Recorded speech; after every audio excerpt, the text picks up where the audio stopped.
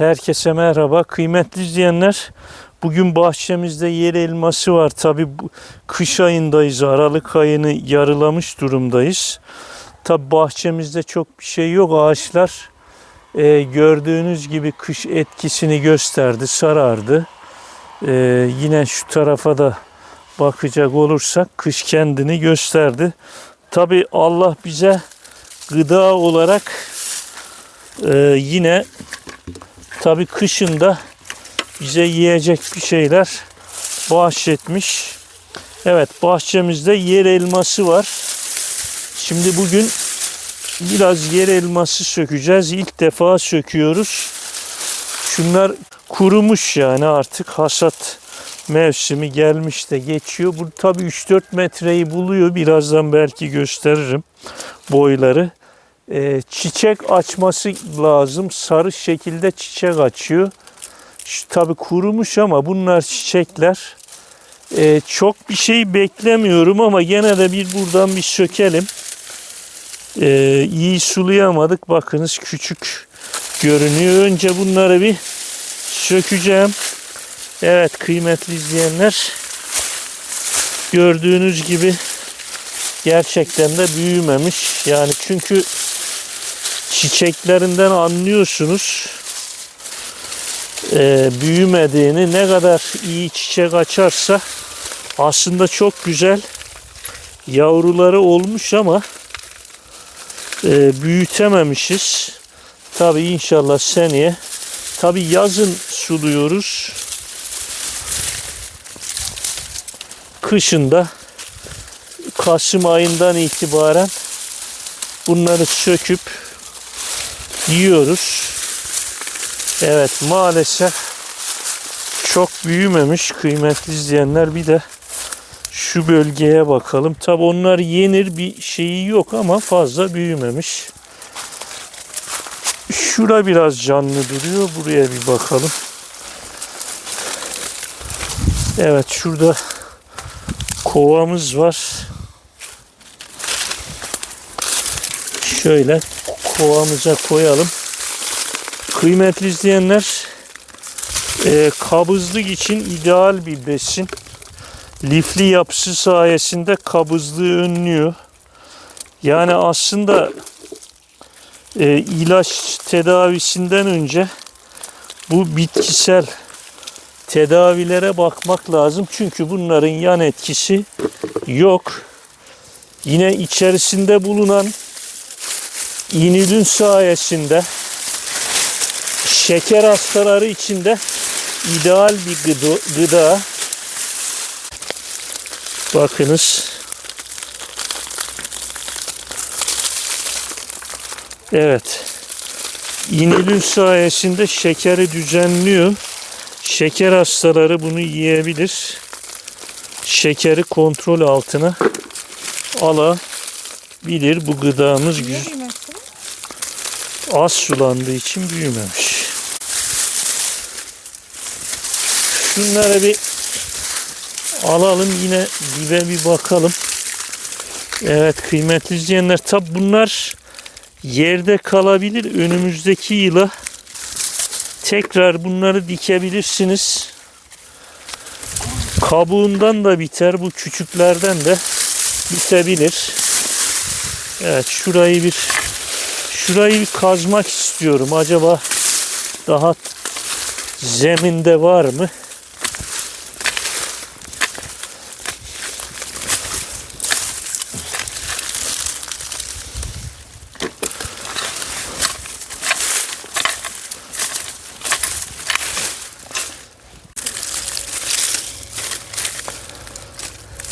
Evet. Kıymetli izleyenler, lifli yapısı sayesinde insanda tokluk hissi vererek kilo vermeye de yardımcı. Yine içerisinde bulunan demir, potasyum, vitaminler sayesinde de bağışıklığımızı güçlendiren bir bitki. Yine kalp sağlığına da iyi geliyor kıymetli izleyenler. Yine potasyum da kemik gelişiminde yardımcı. Kilo problemi olanlar günde 3-4 tane, yani bir 150-200 gram yiyebilir. Tabi bunun değişik yemekleri de yapılabilir. Rendeleyip havuçla maydanozla salatası yapılabilir. Fırın yemeği ve sebze yemeği de yapılabilir kıymetli izleyenler. Evet, burasına bakmayacağım. Farklı bir yere bakacağım. Acaba oralar büyümüş mü? Kıymetli izleyenler, bahçemizin burada farklı bir noktası. Burada fazla büyümemiş ama bir şansımızı şuradan deneyelim. Yoksa bu sene yer elmalarımız iyi olmamış demektir.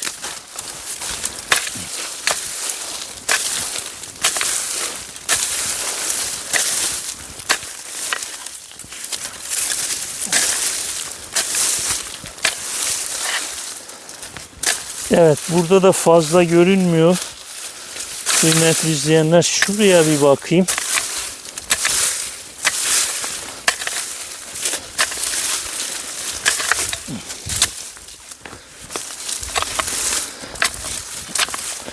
Evet, burada da yine birkaç tane.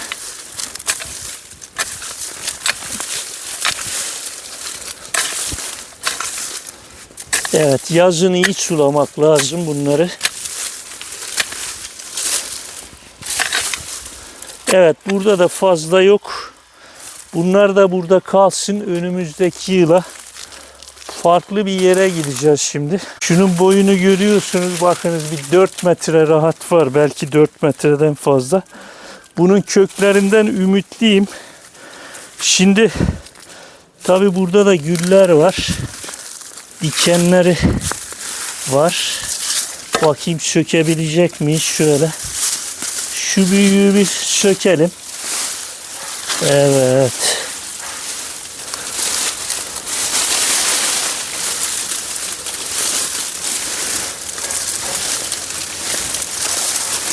Kıymetli izleyenler, bunlar bayağı büyümüş. Şöyle bir, evet, buradaki elmalarımız bayağı bir büyümüş kıymetli izleyenler. Şöyle gördüğünüz gibi. Tabii hepsini bugün sökmeyeceğiz. Şimdilik bu kadar yeter. Bunları bir yıkayalım.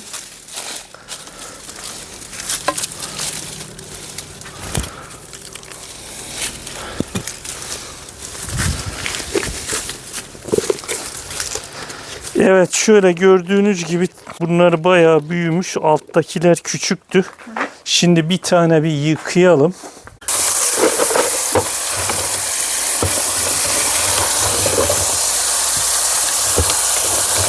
Evet, şöyle güzelce bir yıkıyoruz.